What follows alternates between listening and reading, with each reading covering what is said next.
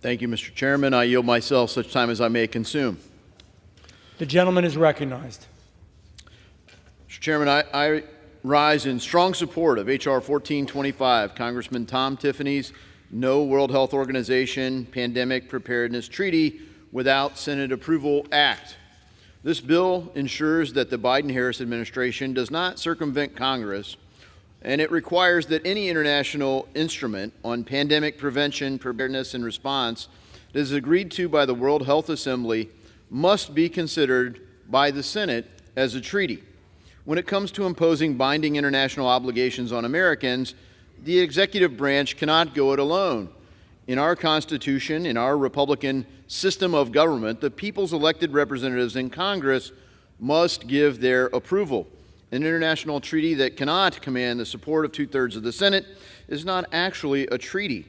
While one administration may submit to it, it certainly does not bind our nation or future administrations. This proposed World Health Organization pandemic agreement is no exception. In fact, that potentially expansive agreement especially needs proper review and debate by the American people's elected representatives. Article 19 of the WHO Constitution states that such agreements must be submitted to each member state for review, quote, in accordance with its constitutional process. Our constitutional process requires ratification by the Senate for something to be considered a treaty before it could become force. Likewise, during the World Health Assembly in May, the World Health Organization Director General promised that any agreement, quote, will go to the parliaments for consideration and ratification. Now, we don't have a parliament in our body. It would go to the Senate, and it isn't being sent there by the Biden-Harris administration. So why does the administration not want this to go to the Senate? Well, that's an important question to ask. They certainly have not kept the drafting and negotiations transparent or accountable to the American people. And now that negotiations are supposed to conclude by early 2025, there remains a distinct possibility that the World Health Assembly will try to call an emergency vote on a final draft treaty before a new U.S. administration takes office. Far too little attention has been paid to what this treaty would mean for health policy in the United States and elsewhere. The latest draft is limitless in scope and contains overly broad language that can be read to support abortion and radical left ideology. It claims to impose undefined financial obligations. It grants more authority to the WHO, potentially infringing on our sovereignty. It threatens both intellectual property and speech rights. It provides zero accountability for China. The pandemic treaty would give more U.S. taxpayer dollars to the WHO bureaucrats to manage, even though the U.S. has already spent billions on pandemic preparedness. In total, the U.S. has spent around $2.2 billion towards global health security, which, along with the pandemic fund donations, goes towards strengthening global health systems, supply chains, healthcare workforce, and the international laboratories.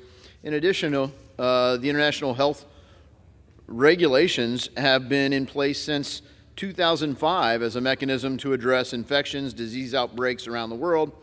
They were just updated this past May to include a new financial mechanism. So why do we need yet another funding stream for U.S. dollars for pandemics?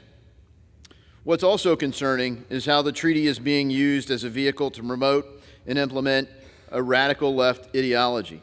If this treaty were truly a model for promoting global health security, then the World Health Organization would keep it clean of divisive and controversial items, not just for Americans' interests, but for interests around the world, in keeping with humanitarian principle of neutrality.